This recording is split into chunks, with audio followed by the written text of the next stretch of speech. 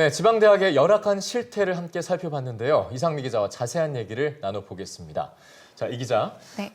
사실 이제 균형 발전이라는 게 말이 쉽지 단기간에 성과를 이루는 건 어렵다 보니까 정부 차원에서는 아무래도 이제 거점 국공립대를 집중 육성을 해서 이 우수 인재를 좀 키워보자 이런 취지였는데 이게 아무래도 이제 수도권 대학들을 여러 지표상에서 봤을 때 따라가지 못하는 모습으로 보이거든요. 네, 사립대와 국립대는 회계 시스템과 재원이 다르기 때문에 직접 비교하기에는 좀 무리가 있습니다. 네. 다만 학생 1인당 재정 규모나 정부의 지원금 수준을 통해서 교육 여건을 가늠해 볼 수 있는데요. 먼저 지방거점 국공립대의 학생 1인당 재정 규모를 좀 살펴보면요. 평균 2,300만 원 수준입니다. 서울의 주요 사립대 가운데 연세대가 4천만 원을 넘어서 가장 높고요.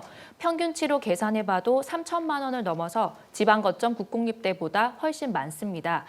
정부 재정지원금 순위를 따져봐도 전국의 거점 국립대 중에서 가장 많이 받는 부산대가 1,280억 정도 받습니다. 국립대인데도 연세대, 고려대, 성균관대 같은 사립대보다 지원금을 덜 받고 있습니다. 예. 이런 교육 여건이 비수도권 출신 학생들도 가까운 국공립대보다는 서울에 있는 대학을 선호하는 데 영향을 미치는 것으로 보입니다. 네, 그렇다면 이렇게 정부 지원마저 수도권에 있는 대학으로 자꾸 쏠리는 이유가 있을 것 같은데요. 네, 정부가 재정을 대학에 골고루 나눠주기보다는 평가를 통해서 그 평가 결과에 따라 선별적으로 지원을 하고 있기 때문인데요.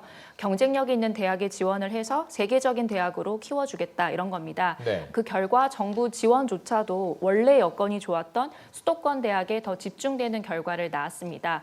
물론 지방대 육성 정책이 없었던 건 아니에요. 근데 결과적으로는 그 효과가 나타나지 않고 있습니다.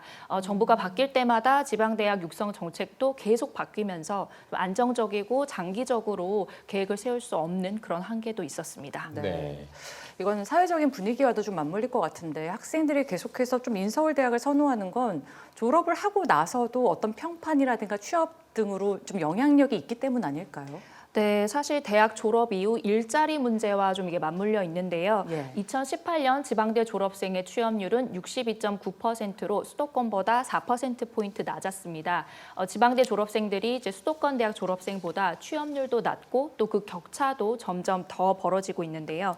또 지방대를 나와도 그 지역에 좋은 일자리가 없으면 결국 일자리를 찾아서 서울로 가야 합니다. 이런 문제들이 복합적으로 얽히면서 결국에는 이제 지방대 위기로 이어지고 있는 건데요. 근본적으로는 어느 지역에 살든 거기서 이제 대학도 가고 좋은 일자리도 구해서 계속 살아갈 수 있는 그런 환경이 마련되지 않으면 문제 해결은 좀 어려운 상황입니다. 네, 알겠습니다. 자, 앞으로도 이어지는 기획 보도를 통해서 대안까지 살펴보도록 하겠습니다. 오늘 얘기 잘 들었습니다. 감사합니다.